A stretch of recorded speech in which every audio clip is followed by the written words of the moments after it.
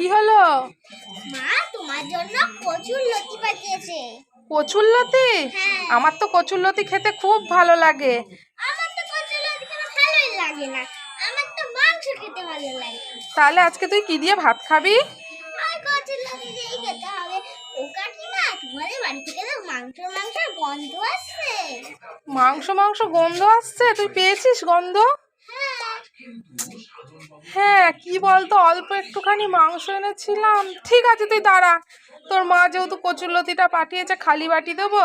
দাঁড়া, তাহলে এখানে দাঁড়া, আমি নিয়ে আসছি মাংসটা। ঠিক আছে, দাঁড়াস।